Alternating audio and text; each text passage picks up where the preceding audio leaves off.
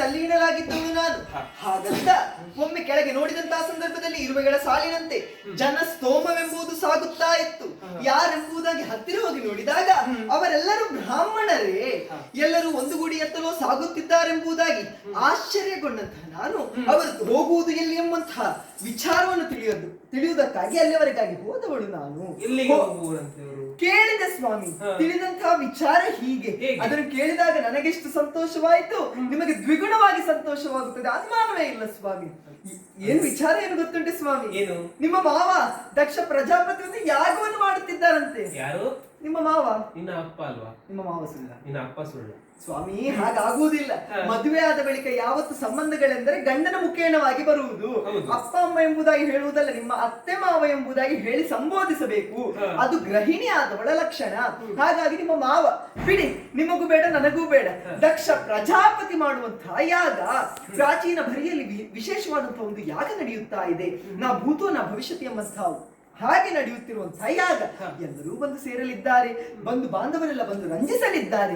ಹಾಗಾಗಿ ಹೇಳುವುದು, ನಾವು ಹೋಗೋಣ, ನಾಳೆಯ ದಿವಸವೇ ಹಿಂದಿರುಗಿ ಬರೋಣ ಸ್ವಾಮಿ. ದಾಕ್ಷಾಯಿಣಿ, ನಿನಗೆ ಅಪ್ಪನ ಮನೆಯಲ್ಲಿ ಯಾಗ ಆಗ್ತದೆ, ಅದಕ್ಕೆ ಹೋಗುವುದು ಆಸೆ ಉಂಟು ಎನ್ನುವುದಾಗಿ ಹೇಳ್ತಾ ಇದೀಯಾ. ಈ ವಿಷಯ ನಿನಗೆ ಹೇಳಿದವರು ಯಾರು? ಬ್ರಾಹ್ಮಣರೇ ಹೇಳಿದ್ದಾರೆ. ಅಂತಿರುವಾಗ ನೀನೇ ಹೇಳಿದಂತ ಮಾತು, ಅಲ್ಲಿ ಅಕ್ಕಂದಿರು ತಂಗಿಯಂದಿರು ಭಾವಂದಿರು ಅವರಿಗೆ ಹೇಳಿದ್ದೆ ಯಾರು? ನನ್ನ ಅಪ್ಪನೇ ಖುದ್ದಾಗಿ ಹೋಗಿ ಹೇಳಿರಬಹುದು ಸ್ವಾಮಿ. ಅಂದರೆ ಅವರಿಗೆ ನಿನ್ನ ಅಪ್ಪನೇ ಲೇಖನವನ್ನು ಕಳಿಸಿ ಅವರನ್ನ ಕರೆಸಿರಬಹುದು. ಅಂತಿರುವಾಗ ನಿನಗೆ ಲೇಖನ ಬಂದಿದೆಯಾ?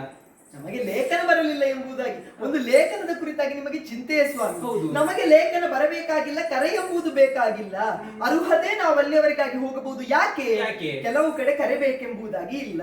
ರಾಜನ ಆಸ್ಥಾನಕ್ಕೆ ಹೋಗುವಂತಹ ಸಂದರ್ಭದಲ್ಲಿ ರಾಜನಾದವನೇ ಕರೆಯಬೇಕಾಗಿಲ್ಲ. ತಂದೆಯ ಮನೆಗೆ ಹೋಗುವಾಗ ತಂದೆ ಕರೆಯಲಿಲ್ಲ ಎಂಬುದಾಗಿ ಹೆಣ್ಣಾದವಳು ಕುಳಿತುಕೊಳ್ಳುವಂತಹ ಅವಶ್ಯಕತೆ ಇಲ್ಲ. ಅಷ್ಟು ಮಾತ್ರ ಅಲ್ಲ, ಗಂಡನ ಮನೆಗೆ ಹೆಣ್ಣಾದವಳು ಹೋಗುವಾಗ ಗಂಡನನ್ನು ಕರೆಯಲಿಲ್ಲ ಎಂಬುದಾಗಿ ತವರು ಮನೆಯಲ್ಲೇ ಕುಳಿತಳಂತಾದ್ರೆ ಸಂಸಾರ ಎಂಬುದು ಅಧಃಪತನವನ್ನು ಹೊಂದುತ್ತದೆ. ಹಾಗಾಗಿ ನಮಗೆ ಕರೆ ಬೇಡ, ಬನ್ನಿ ಹೋಗೋಣ. ದಾಕ್ಷಾಯಿಣಿ, ಇನ್ನಲ್ಲೇ ಕೇಳ್ತೇನೆ, ನೀನೇ ಆಡಿದಂತಹ ಮಾತು, ರಾಜನನ್ನ ಕಾಣುವುದಕ್ಕೆ ಪ್ರಜೆಗಳು ತಾವಾಗಿಯೇ ಹೋಗಬೇಕೆನ್ನುವುದಾಗಿ. ನಿನ್ನ ತಂದೆ ನನಗೆ ರಾಜನ, ನೀವೇ ಜಗತ್ತಿಗೆ ಒಡೆಯ. ಹಾಗಿರುವಾಗ ನಿಮಗೆ ಯಾರಾದ್ರೂ ರಾಜನಿರುವುದಕ್ಕೆ ಸಾಧ್ಯವೇ? ಅಷ್ಟೇ ಅಲ್ಲ, ಭಕ್ತರು ದೇವರನ್ನ ಕಾಣುವುದಕ್ಕಾಗಿ ಮಂದಿರಕ್ಕೆ ಹೋಗಬೇಕು.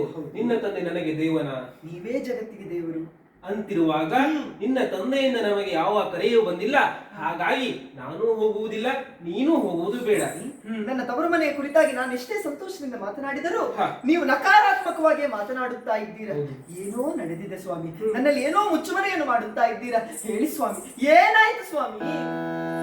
ಒಂದು ದಿವಸ ತಾನು ಕುಳಿತಿರುವ ಸಭೆಗೆ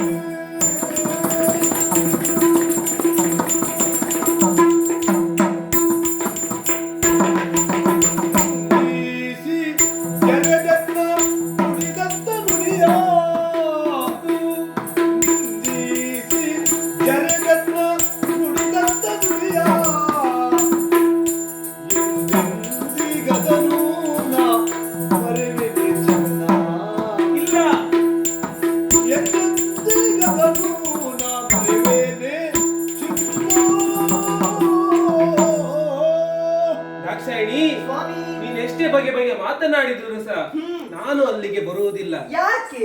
ಕಾರಣ ಉಂಟು. ಒಂದು ನನ್ನ ಜೀವನದಲ್ಲಿ ನಡೆದಂತ ಘಟನೆ, ಅದು ನಿನ್ನ ಬಳಿ ಹೇಳಲು ಯಾಕೆ ಬಲ್ಲಿಯ? ನಿನ್ನ ಮನಸ್ಸಿಗೆ ಎಲ್ಲಿಯಾದರೂ ನೋವಾಗಬಹುದು ಎನ್ನುವುದಾಗಿ ಇಲ್ಲಿಯ ತನಕ ಹೇಳಿದವನಿಲ್ಲ. ಹಾಗಂತ ನೀವು ಇಂದು ಹೇಳದಿದ್ದರೆ ಇನ್ನೂ ನೋವಾಗುತ್ತದೆ ಸ್ವಾಮಿ. ಹಾಗಾದ್ರೆ ಹೇಳುತ್ತೇನೆ ಕೇಳು. ಈ ಹಿಂದೆ ಮರೀಚಿ ಬ್ರಹ್ಮ ಕೈಗೊಂಡಂತ ಯಾಗಕ್ಕೆ ಅಧ್ಯಕ್ಷ ಸ್ಥಾನದ ಪೀಠವನ್ನ ಈಶ್ವರನಾದ ನನಗೆ ಕೊಟ್ಟರು. ಅಲ್ಲಿ ಪೀಠದಲ್ಲಿ ಅಧ್ಯಕ್ಷ ಸ್ಥಾನದಲ್ಲಿ ಕುಳಿತಂತ ಸಂದರ್ಭದಲ್ಲಿ ಅಲ್ಲಿಗೆ ನಿನ್ನ ತಂದೆಯ ಆಗಮನವಾಯಿತು. ನಿನ್ನ ತಂದೆಯ ಪ್ರವೇಶವಾದೊಡನೆ ದೇವತೆಗಳೆಲ್ಲ ಎದ್ದು ನಿಂತು ನಮಸ್ಕರಿಸತೊಡಗಿದರು. ಆ ಬಳಿಕ ನಿನ್ನ ತಂದೆ ನನ್ನ ಹತ್ತಿರ ಬಳಿ ಬಂದವನಿದ್ದ. ಆ ಕಾಲಕ್ಕೆ ಅಧ್ಯಕ್ಷ ಪೀಠ ಸ್ಥಾನದಲ್ಲಿ ಕುಳಿತವ ಇನ್ನೊಬ್ಬರಿಗೆ ನಮಸ್ಕರಿಸುವ ಅವಶ್ಯಕತೆ ಎನ್ನುವುದೂ ಇಲ್ಲ. ಹಾಗಾಗಿ ನಿನ್ನ ತಂದೆಗೆ ನಾನು ನಮಸ್ಕರಿಸಲಿಲ್ಲ. ಇದರಿಂದ ನಿನ್ನ ತಂದೆ ಕ್ರೋಧಗೊಂಡಂತ ನಿನ್ನ ತಂದೆ ನನ್ನನ್ನು ನಿಂದಿಸಿದ ಜರಿದ ಬಾಯಿಗೆ ಬಂದಂತೆ ಮಾತನಾಡಿದ. ಆ ಕಾರಣಕ್ಕಾಗಿ ಕ್ರೋಧಗೊಂಡಂತ ನಿನ್ನ ತಂದೆ ಇನ್ನು ನಾನಿಲ್ಲದೆ ನಿರೀಶ್ವರ ಯಾಗವನ್ನು ಮಾಡುವುದಕ್ಕಾಗಿ ಹೊರಟವ ಆತ ನಿನ್ನ ತಂದೆ. ಹಾಗಾಗಿ ಹೇಳ್ತಾ ಇದ್ದೇನೆ, ಹೋಗುವುದು ಬೇಡ ಎನ್ನುವುದಾಗಿ. ಏನೋ ಒಂದು ವಿಚಾರವನ್ನು ಹೇಳುತ್ತೀರಿ ಎಂಬುದಾಗಿ ಯೋಚಿಸಿದ್ದು. ವಿಷಯ ಇಷ್ಟೇ ಕ್ಷುಲ್ಲಕವಾಗಿದೆ ಸ್ವಾಮಿ. ನೀವೇ ಯೋಚಿಸಿ. ನನ್ನ ತಂದೆಯವರು ಶೀಘ್ರ ಕೋಪಿಯ ಹೊರತು ದೀರ್ಘ ದ್ವೇಷ ಖಂಡಿತವಾಗಿಯೂ ಇಲ್ಲ. ಅವರಿಗೆ ಮುಖದ ಮುಂದೆ ಮೂಗುಂಟು ಎಂಬುದಾಗಿ ಹೇಳಿದರೂ ಕೋಪ ಬರುತ್ತದೆ. ಹಾಗಾಗಿ ಹಾಗೆ ಏನೋ ಸಿಟ್ಟುಕೊಂಡಿರಬಹುದು. ಹಾಗಂತ ಮಗಳು, ಅದರಲ್ಲಿ ಪ್ರಿಯವಾದಂತಹ ಮಗಳು ನಾನಿದ್ದೇನೆ, ಹಾಗಾಗಿ ನನ್ನನ್ನು ಮರೆತು ಬಿಟ್ಟಿರಬಹುದು. ಕೆಲವೊಮ್ಮೆ ದೂರದವರನ್ನು ಕರೆಯುವಾಗ ಹತ್ತಿರದವರನ್ನು ಕರೆಯುವುದಕ್ಕೆ ಮರೆತು ಬಿಡುತ್ತೇವೆ. ಹಾಗಂತ ಇನ್ನು ನಾವಿರುವರು ಅಲ್ಲಿವರೆಗಾಗಿ ಹೋದವಂತಾದ್ರೆ ಸಂತೋಷಗೊಂಡಂತ ನನ್ನಪ್ಪ ಮಗಳೇ ನಿನ್ನನ್ನು ಮರೆತು ಬಿಟ್ಟೆನಲ್ಲ ಎಂಬುದಾಗಿ ಆತನೇ ಬೇಸರವನ್ನು ಪಡುತ್ತಾನೆ. ನಮ್ಮನ್ನು ಸ್ವಾಗತಿಸುತ್ತಾನೆ, ನಮ್ಮನ್ನು ಸತ್ಕರಿಸುತ್ತಾನೆ. ಬನ್ನಿ ಸ್ವಾಮಿ ಹೋಗೋಣ. ದಾಕ್ಷಾಯಿಣಿ, ಪತಿಯ ಮಾತನ್ನು ಪತ್ನಿಯಾದಳು ಧಿಕ್ಕರಿಸಬಾರದು ಎನ್ನುವುದುಂಟು. ಹಾಗಾಗಿ ಹೇಳ್ತಾ ಇದ್ದೇನೆ, ನನ್ನ ಮಾತನ್ನು ಧಿಕ್ಕರಿಸಿ ನೀವು ಹೋಗಬೇಡ ಎನ್ನುವುದಾಗಿ. ನನಗೆ ಹೋಗಲೇಬೇಕು ಸ್ವಾಮಿ. ಹೋಗಲೇಬೇಕಾ? ಹೋಗಲೇಬೇಕು. ನಿಶ್ಚಯಂತೆ ಮಾಡು. ಯಾಕೆ ಬಲ್ಲೆಯ, ಮುಂದೊಂದು ದಿನ ಪತಿಯ ಮಾತನ್ನು ಧಿಕ್ಕರಿಸಿ ಹೋದಂತ ನಿನ್ನ ಅವಮಾನ, ತವರು ಮನೆಯಲ್ಲಿ ಆದಂತ ಅವಮಾನ ಸ್ಥಿತಿ ಲೋಕ ಮುಖಕ್ಕೆ ನಿನ್ನಿಂದ ತಿಳಿಯಲಿ. ಸ್ವಾಮಿ, ನೀವು ಏನು ಹೇಳಿದ್ರು ನನ್ನ ಮನೆ ಎಂಬುದು ಕೇಳುತ್ತಿಲ್ಲ. ನನ್ನ ಮನೆ ಎಂಬುದಲ್ಲಿ ಹೋಗಿ ಮುಟ್ಟಿಯಾಗಿದೆ. ಆದಷ್ಟು ಬೇಗ ಹೋಗಿ ಯಾಗದ ಸೊಬಗನ್ನು ಕೊಟ್ಟು ಆದಷ್ಟು ಶೀಘ್ರ ಹಿಂತಿರುಗಿ ಬರುತ್ತೇನೆ. ನಿನ್ನ ಇಚ್ಛೆಯಂತೆ ಮಾಡು. ಈಶ ಈಶ ಪರಮೇಶ ಜಗದೀಶ ಕೈಲಾಸವಾಸ ಗೌರೀಶ ಶಂಕರ